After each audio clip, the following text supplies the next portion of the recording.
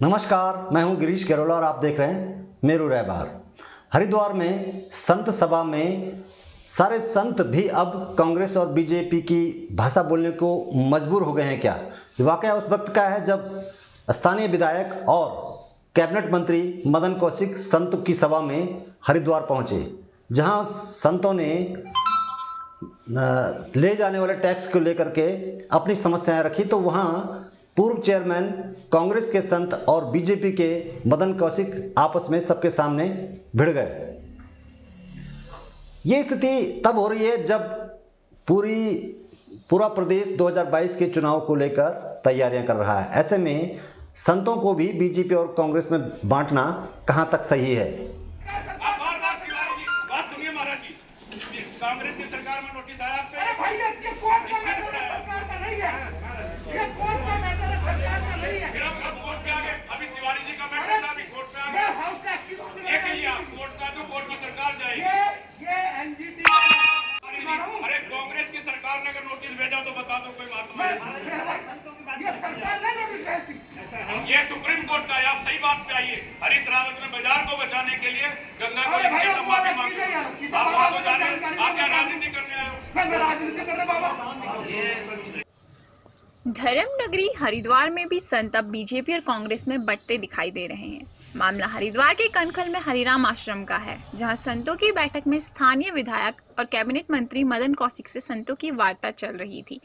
बैठक में कैबिनेट मंत्री मदन कौशिक ने संतों और उनके आश्रम को हाउस टैक्स, सीवर, बिजली में छूट देने की बात कही। बैठक में संत बीजेपी और कांग्रेस राजनीतिक दलों की भाषा बोलने लगे। बैठक में ही कांग्रेसी संतों ने कैबिनेट मंत्री मदन कौशिक को घेरने की कोशिश की। इस दौरान बैठक में कैबिनेट मंत्री मदन कौशिक भी बोल पड़े कि कांग्रेस चोर है। बैठक में कैबिनेट मंत्री मदन कौशिक ने सरकार के द्वारा कुंभ में चल रहे कार्यों पर अपनी सरकार की उपलब्धियों का बांक किया।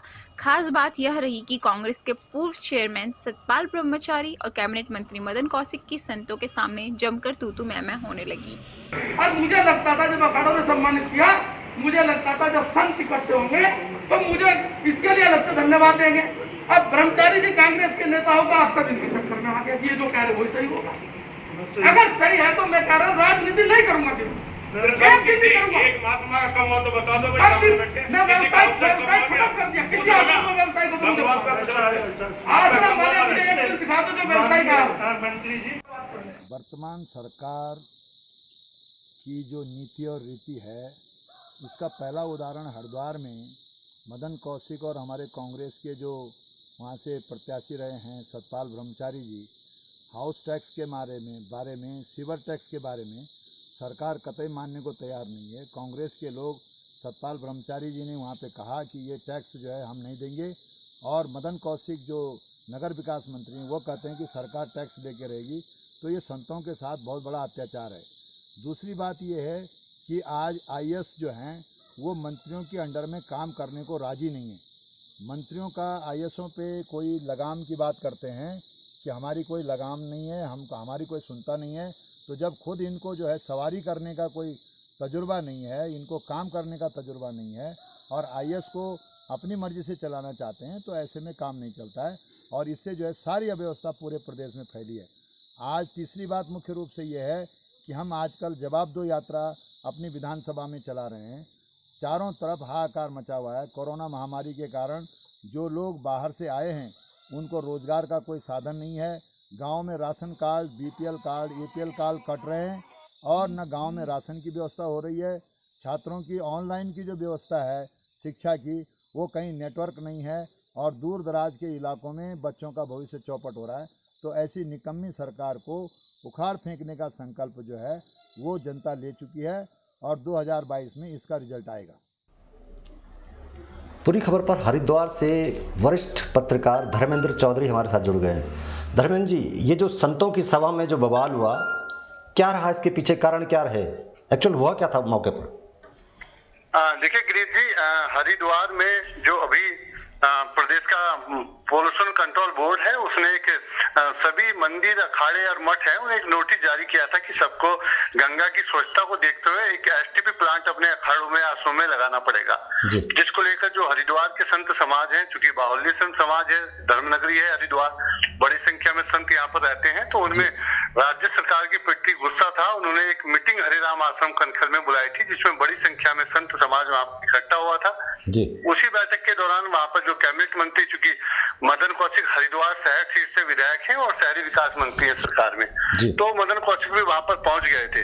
उसी समय जब वो वहां पर पहुंचे तो वो अपनी सरकार का गुणगान गा रहे थे और बता रहे थे कि सरकार ने संतों के लिए क्या क्या कार्य किए हैं, कोई टैक्स नहीं लगाया। इसी बीच वहां पर बैठक में जो मौजूद थे वो सतपाल ब्रह्मचारी हैं, जो पहले पूर्व नगर पालिका के यहाँ पर चेयरमैन है, कांग्रेस के वरिष्ठ नेता हैं और एक बार मदन कौशिक के सामने विधायक का चुनाव भी वो लड़ चुके हैं। तो चूंकि वो संत हैं, उनका भी एक आश्रम है, तो वो भी बैठक में मौजूद थे और उन्होंने उसी बैठक के दौरान इस बात को कहा कि एक कांग्रेस की ऐसी सरकार रही है जिसने संतों पे कोई भी टैक्स नहीं लगाया, उसके बावजूद लगातार बीजेपी की सरकार है, लेकिन वो संतों पे टैक्स लगा रही है और जबरदस्ती कई ऐसे अखाड़े हैं, कई मंदिर हैं जो एसटीपी प्लांट का जो वाहन है, जो बड़ा एक खर्चा है, उसे वहन नहीं कर सकते हैं। तो इस बात को लेकर उन्होंने ऐतराज जताया। अब एक कांग्रेस की तारीफ करने लगे, वो बीजेपी की तारीफ करने लगे मदन कौशिक, इतने में उनके बीच में कहा सुनी होने लगी, उसने बहस का रूप ले लिया। काफी तूतू मैं वहां पर हुई, इतनी तूतू मैं बढ़ी कि मदन कौशिक ने कांग्रेस को चोर बोल दिया।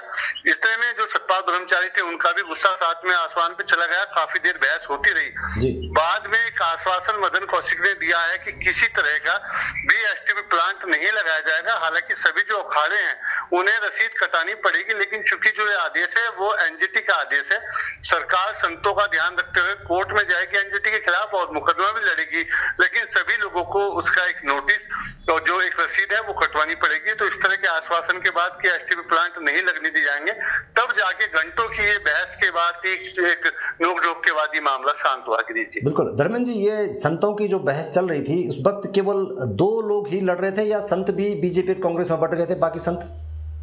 देखिए, बाकी संत तो नहीं बटे थे, चूंकि संतों का ये भी ऐतराज था कि चूंकि ये बैठक जो बुलाई गई है, संतों के लिए बैठक बुलाई गई है, इसमें इसका राजनीतिकरण ना किया जाए, इसे कांग्रेस में या बीजेपी में ना बांटा जाए।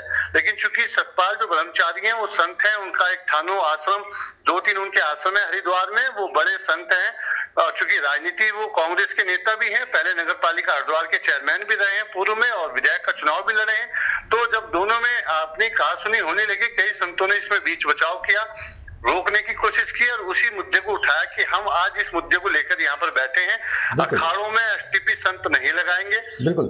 मदन कौशिक जो कह रहे थे, धर्मेंद्र जी, मदन कौशिक जो कह रहे थे कि सरकार ने ये किया है, कि उसमें कितनी सच्चाई है? क्या वास्तव में कम किया है या जिस तरह से कह रहे थे कि कॉमर्शियल से हटा करके डोमेस्टिक कर दिया, इससे संत कुछ राहत मिली है संतों को?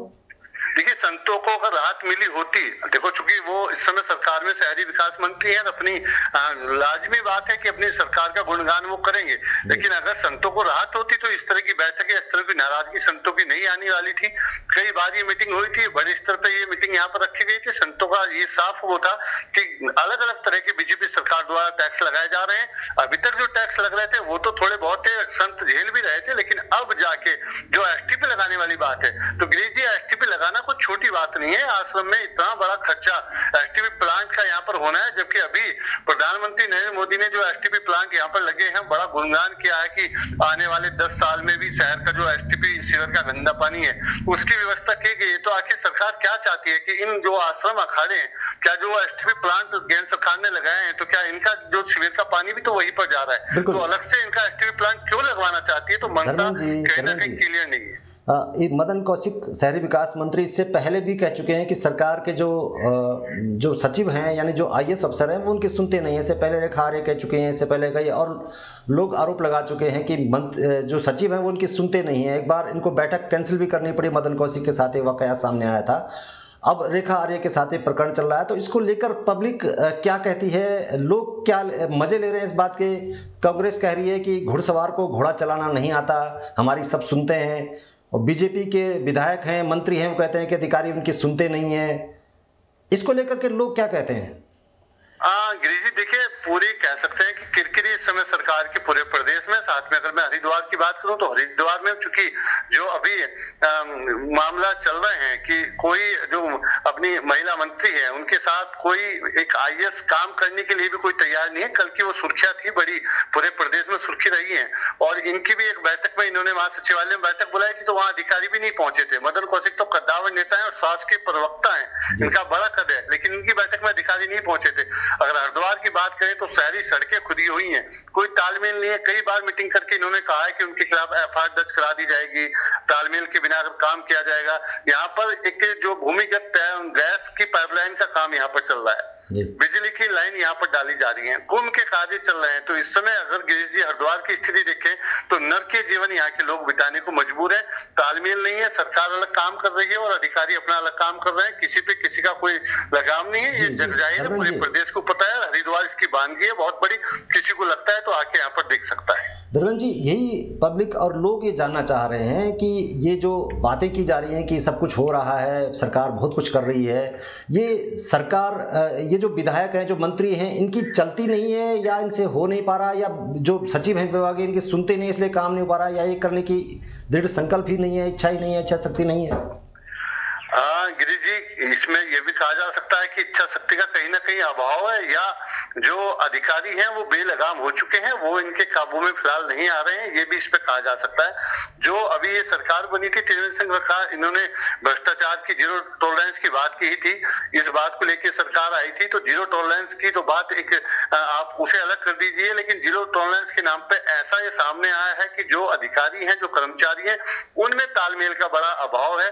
कहीं ना कहीं लगाम लगाने में यहाँ पर सरकार विफल साबित हो रही है। सबसे बड़ी बात यह है कि एक एसओ, अभी हरिद्वार की अगर मैं बात करूं, एक बड़ा वाक्य यहाँ पर घटा था। एक संघ प्रचारक की पिटाई कर दी गई थी कुछ लोगों द्वारा, और यहाँ पर एक एसओ ने भी कुछ उसमें अभद्रता वहां पर की थी। तो 3 विधायक पहुंचे थे उसे हटवाने के लिए, पूरा संघ वहां पर बैठ गया था। बड़ी मुश्किलों के बाद नाक का सवाल बना के उस एक एसओ को हटाना पड़ा था, लेकिन उसमें भी 24 घंटे लग गए थे। तो कहीं किसी विधायक की या किसी कह नहीं सकते हैं कि कोई दबाव में है। अधिकारी मस्त यहाँ पर काम कर रहे हैं, अपनी ताकत के साथ यहाँ खुल के काम कर रहे हैं, और बेलगाम यहाँ पर जो सरकारी मशीनरी हो रखी है और जो मंत्री हैं, तंत्री हैं, मुझे नहीं लगता कि इनके या तो समझ नहीं पा रहे हैं क्या उन पे काबू करने में ये मतलब कह सकते हैं कि सफल नहीं हो पा रहे हैं, और बेकाबू यहाँ पर मशीनरी हुई। साफ तौर पर कहा जा सकता है कि जो मंत्री विधायक हैं, जो जिम्मेदार अधिकारी हैं, उनको खौफ नहीं है जनता का। उनको लगता है कि कुछ फर्क नहीं पड़ने वाला, जनता कुछ भी कहे, क्योंकि जिनसे उनका वास्ता पड़ता है, जहां उनकी नौकरी सुरक्षित होती है, वो उनके साथ खड़े हैं। तो शुक्रिया धर्मेंद्र जी हमारे साथ जुड़ने के लिए। भारतीय जनता पार्टी की सरकार है, इनको काम करते हुए इस राज्य में 3.5 साल हो गए, लेकिन इसके बावजूद भी जो इनका तर्क है ये वही पुराना तर्क है। ये आज भी कहते हैं कि जैसे हरिद्वार में जो संतों से तू मैं मदन कौशिक जी हमारे शासकीय प्रवक्ता भी हैं और कैबिनेट मंत्री भी हैं और हरिद्वार के विधायक हैं, लेकिन इसके बावजूद संतों के लिए जो योजनाएं हैं, जो सीवर ट्रीटमेंट प्लांट की बात की, जो एसटीपी बनाने की बात की, उन्होंने कह दिया कि साहब ये तो कांग्रेस का किया धरा है और जो भी गलत यहाँ हो रहा है वो कांग्रेस का किया धरा है। अगर कांग्रेस का भी किया धरा था तो 3.5 साल भाजपा को सरकार में रहते हुए हो गए हैं और उत्तराखंड की जनता ने बीजेपी को प्रचंड बहुमत की सरकार दी है। तो प्रचंड बहुमत इसलिए तो नहीं दिया गया है कि वो जो हर बात का ठिकरा 3.5 साल बाद भी जो है कांग्रेस के मत्थे पे फोड़े। तो बड़ा सवाल यह है कि उनको, क्योंकि बीजेपी जो है संतों की पार्टी कहने का दावा करती है, तो उनको कम से कम एक बेसिक कर्टसी, एक बेसिक शिष्टाचार जो है संतों से बात करने का होना चाहिए। क्योंकि जो हमारे संत हैं और जो हरिद्वार है संतों की नगरी है, संतों में पूरे हिंदू धर्म की आस्था है और विभिन्न जो भी मतावलंबी विभिन्न धर्मों के लोग हैं वो भी जो है हिंदू धर्म का, सनातन धर्म का सम्मान करते हैं। इसलिए संतों का किसी भी तरीके से अपमान नहीं होना चाहिए था। कोई भी बात हो, भाई सरकार है, शासकीय प्रवक्ता हैं, ऐसी कोई भी बात नहीं है जो नॉर्मल ढंग से नहीं कही जा सकती, जो अपने चित्त और मन को शांत रख के नहीं की जा सकती। मदन कौशिक जी का उत्तेजित होना सीधा सीधा इस बात का परिचायक है। उत्तेजित कोई भी आदमी तब आता है, आवेश में कोई भी व्यक्ति तब आता है जब उसने कुछ गलत किया होता है। तो इनका आवेश में आना खुद ब खुद इस बात का सबूत है कि उन्होंने 3.5 साल में संतों के लिए ये जो समस्या है एसटीपी की, सीवर ट्रीटमेंट प्लांट की, इसको नहीं किया है। आप ये लगा लीजिए कि कुंभ का इतना पैसा आ रहा है, सारी केंद्र सरकार की योजनाएं जो है संतों की नगरी हरिद्वार के लिए उसको सुधारने के लिए आ रहा है, लेकिन सरकार कुछ कर नहीं पाई है। तो इसका ठीकरा कांग्रेस के सर फोड़ना और ऊपर से जो है संतों के लिए अभद्र शब्दों में जो है उनको संबोधित करना, ये बड़ी गलत बात है। और इस बात को सरकार को भी संज्ञान में लेना चाहिए कि सरकार का काम है कि उनकी बात को जरा ध्यान से सुने। और हरिद्वार क्योंकि उत्तराखंड का गेटवे है, उत्तराखंड का प्रवेश द्वार है हरिद्वार, इसलिए हरिद्वार में खास करके जो पूरे देश की आस्था का केंद्र है हरिद्वार, वहाँ की पर्यावरण की व्यवस्था, गंगा में जो सीवरेज है वो न जाए, सीवरेज ट्रीटमेंट प्लांट है या जिन्होंने पहले से ही अपने यहाँ प्लांट तक वो सीवरेज की व्यवस्था की हुई है उसके ट्रीटमेंट की या उसके निष्कासन की, उनको मतलब अनावश्यक रूप से उनको न छेड़ा जाए। यूकेडी भी यही मांग करती है कि उत्तराखंड क्रांति दल भी संतों के साथ पूरी दृढ़ता से खड़ी है और बीजेपी के नेता जिस तरीके का व्यवहार संतों से कर रहे हैं, इसका मतलब सीधा सीधा है कि वो संतों को आज भी वोट बैंक समझते हैं और उनकी जो भावनाएं हैं और धार्मिक आस्थाएं हैं उसको केवल वोट में दोहन करते हैं, जबकि ये सनातन धर्म की आस्था का विषय है। इसमें उनको ध्यान रखना चाहिए कि न सिर्फ ये संतों को अगर छेड़ा गया तो ये उत्तराखंड क्रांति दल के लिए भी ये आपत्तिजनक बात रहेगी। और हरिद्वार प्रवेश द्वार है, इसलिए हरिद्वार के लिए बेहतरीन पर्यावरण की जो व्यवस्थाएं हुई ये सुनिश्चित करना भी सरकार का काम है। खास करके सरकार जो है ये लगा लीजिए कि राज्य सरकार तो अपने बजट से कुछ कर नहीं रही है। अपने बजट से तो तनख्वाह देने के लिए भी 1000 करोड़ रुपए जो है पर मंथ जो है आप उठा रहे हैं, मार्केट से बाजार से लोन उठा रहे हैं। खास करके जो केंद्र सरकार की योजनाएं हैं, इतना बड़ा बजट आ रहा है तो उसमें तो काम किया ही जाना चाहिए। और काम न करके कभी कांग्रेस के मत्थे बात डालना, कभी संतों पर आक्रोशित होना, ये सीधे सीधे इस बात का परिचायक है कि बीजेपी सरकार ठीक से काम नहीं कर रही।